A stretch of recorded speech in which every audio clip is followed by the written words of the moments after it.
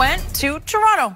He got your bag, Jenny. That bag weighed more than Kevin Durant. Skip, you had a bag dragging him down? I don't notice those things like you do. You know. I thought he had gold in the bag the way he was leaning with it. I was like, geez. Got good style. Was he limping on his calf? I don't know what it was. I thought. It looked like he was limping, and Got I don't a know lot if of it was stuff for to take. effect or because he's just limping. Oh, I didn't notice it. You saw a little something? Little teeter. Something? Little teeter. I thought the bag looked heavy. And he ain't got nothing but a pair of socks and the gym shorts in there, and he weighted him down.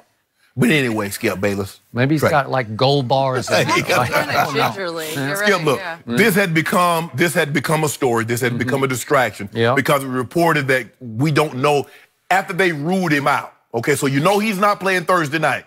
Whether or not Kevin Durant was going to make the trip to Toronto. It had started to become a story. It had started to become a distraction. It had started to become like Kevin Durant has started to splinter from his team because the questions were being asked. Well, why isn't he on the bench? Or why isn't he doing this? This was never a concern for me. I was asking those questions early on. This was never a concern for me because, okay, he's out. I mean, why fly? I mean, that's a long way. I would like to think San Francisco to Toronto, Canada. That's on the East Coast. That's a long flight. That's what, 6 hours, maybe 7? Probably 6. I Okay. like 7. Okay, give 6 hours. Well, you could be at home getting treatment. Come back, hey, first 2 games, I'm going to be out. It's hard for me to believe that he's going to play Thursday or Sunday. Come back Wednesday, game 3. Maybe that's closer to a timeline that you can get back, but you can be getting treatment with all that flying. So I believe, Skip, this was the hierarchy in Golden State probably had a conversation with him. KD, we'd like for you to travel because this thing is becoming a story in and of itself. We're not talking about the finals. We're talking about whether or not KD is going to travel. This should have been a non-story. This should have been a non-issue. But for some reason, somehow, it became an issue. And I don't believe it would have become an issue, Skip, had Kevin Durant had another year on his contract. But because Kevin Durant's a free agent, because of the uncertainty, and more people tend to think that Kevin Durant is not returning to Golden State, that the foregone conclusion he's leaving, I think this became more of a story. And Bob Myers and the ownership and Steve Kerr just say, look, just put on a positive face, take this trip with us. Just me. I don't think ownership or executives or head coach tell this man to do anything. I think they ask. Kid gloving. They're just like, they ask him, can you whatever you think, solid? KD, whatever you think. Was this solid? You could be right about this. We're both mostly guessing, although we're educated guessing. And I'm going to guess just the opposite of you. I'm going to guess, educated guess, that Kevin Durant wants to play because he thinks he needs to play. I think this whole narrative of they're better without Kevin Durant is just eating at him. Yeah, of course. And what happened last week, we watched it up close and personal here with our man, Chris Broussard. KD fired back at him because what did Chris suggest? That if they win without him, it's going to taint Kevin's first 2 rings and his 2 finals MVPs. And remember, Chris said, I believe it was on his radio show, that the Warriors winning a title with Durant on the bench would be his worst nightmare, right? That's what Kevin fired back at because it got him, it stung him. Well, there are worse nightmares. I'm paraphrasing his tweet, but he's saying there are other things in life that, well, sure there are. But in the basketball context, this would be his worst basketball nightmare, right? Yes. So I believe he's about to try to force his way back onto the floor, and he's got the power to force. So you believe he's going to be able to play game 2. So you believe that had he been ruled out for game 1 and 2, he would have stayed back home. Correct. But there's a possibility that he might be able to play Sunday, so he needed to go ahead and make the trip. And I do think he's either been ostracized or sort of ostracized himself from the team because he would not sit on the bench the way DeMarcus Cousins was and help cheerlead or help or advise from the bench the way we've seen other injuries. Even LeBron would go to the games, right? Yes. The home game. Did he go? He didn't go to all the aways, but he went to some aways. Yes. But he would help when they had a sideline huddle. He'd go talk to the kids, right? Well, Kevin could have done all the above, and he chose not to. We just saw him standing up the runway at the entrance to the locker room talking to players as they came off for halftime, right? Let me ask you this, okay? He's making the trip. What kind of look is it if he's in the locker room during the game instead on the bench? I don't love it. If you make this You're gonna trip be and there. this is game one of the finals, you better go sit with your guys. That's my thing. Right? Because it makes no sense. If he's not, and Skip, for me, I always thought that, okay, if that calf is injured as I think it is, and Steve Kerr said it's more injured than we previously thought, he doesn't need to be doing any sudden movement. You know, all of a sudden somebody runs to the bench and he tries to get out the way, or he's standing up and down, you know, aggravating it. So for me, it never really bothered me why he wasn't traveling. I had no problem with it because I thought he was seriously injured and he could get treatment to help speed the recovery. But this situation here is going to be very interesting. I think everybody's going to want to see, okay, he made the trip, but now where is he? I still think you can treat on the road, not quite as well as at home, but you can still isolate it. You can get it massaged by your masseuse on the road. Yeah. And I don't have any idea how bad it is because it almost feels like Steve Kerr isn't sure how bad it is. But if Kevin announces to Steve Kerr after game one, win, lose, or draw, if he says, I'm going to go in game two, I think Steve Kerr has no option. I'm the coach of this team. You the player. Okay, is he going to say that? Yeah, I would. If Kevin says, Coach, I can go, I got to go. Skip, the dude has done nothing with the team in almost a month. He's Kevin Durant. I get all that. He is as big a free agent prize as we might have ever seen. I know LeBron was big last year. I'll give you that. But this guy, okay, but this guy is in his prime. Yeah. And he is certainly the premier prize of this free agent. Yes, absolutely. Period, right? Yes. He's going to dictate the dominoes. Well, hold on. Why am I going to make concessions when you're already gone? Well, you sure he's already gone? Well, you selling the house over here and you building the house over there? I don't know. I don't know. Who knows? Oh, so you catering to players, huh?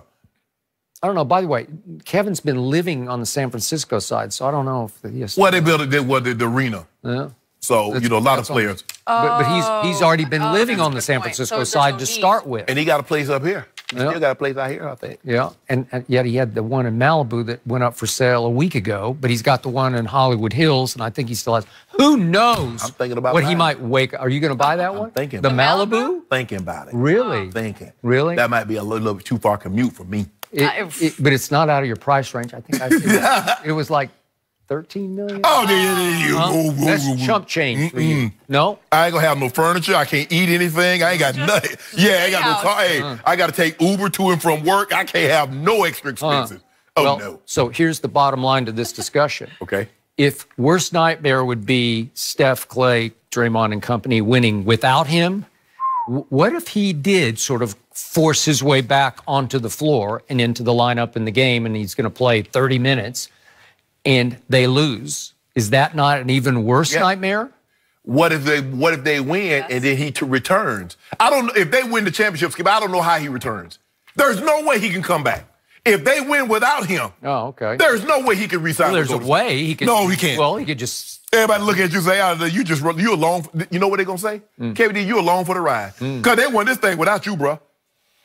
And he could say, I just won back-to-back finals. Yeah, that was in the past. Yeah, that was in the past. No, what have you done for us lately? Because we swept Portland without you. We beat Toronto without you. We won a game and a half without you. Nah, bro, we good. Okay. Well, knowing Kevin, he would take this as a personal insult and challenge, and he would say, okay, good luck without me next year. Okay, well, good luck. Good what we did before you got here. Yeah. Good luck without us. Because we saw what you did without us. Yeah. You remember it was us that made you come join us. Because we pap. Yep. Put you over our knee. In all my career, I've never seen anything like this scenario. No. Never seen anything like it. This is the best player on the planet, and his team is playing better without him. Second best. He's the best player on the planet. But okay, I get your point. Too old. Skip. I get your point. I'm not going to He grew out of it. Skip. I'm being nice, but he grew out of it. I'm not going to let the facts ruin your argument. But go ahead. You make a he is the compelling best point. player. He's the last two finals MVPs. That guy is hearing the narrative, hearing all the whispers around him via social media that he's no longer needed. And that guy is out of his mind to say, should I or should I not? Because he's playing a very dangerous game where it's almost like lose-lose unless he can just flip the switch back on and take over the finals and be the MVP. Hold on. Okay, what if he's the MVP of the finals? Would that cement the case, right? I'm just trying to figure out how can a team look better without the best player in the world playing? How do you sell that story? Doesn't really make sense. Well, you have 3 other really good players. No. The best player. No, oh, really? Oh, they really. Oh, Steph Curry is really good. No, Steph Curry is historically great. Okay, all right. I think Klay Thompson's historically great, and obviously Draymond in little big ways is also. Oh, Draymond does what he does. Oh, so in other words, they had a great team before KD arrived. Okay. Huh. And who knew? But they fell on all their faces against your team. Exactly. It was them losing more than your team winning. But guess what? Your guy didn't even get a chance to fall on his face against us. We used to just punch him in his face. Which guy? Kevin Durant, when he had to see LeBron. Because in 22 times in which they played regular season and playoffs, LeBron was 17-5. Owned him. But LeBron had Dwayne Wade and Chris Bosh. No. Even when he was in Cleveland, and he didn't have them. Do him any kind of way. That was what Kevin was 16 years old. You did. Talk about. Was he not? No, he wasn't 16. He didn't even play college basketball. He just went straight to the league. He was that good. He was the one guy they just said, you can just play.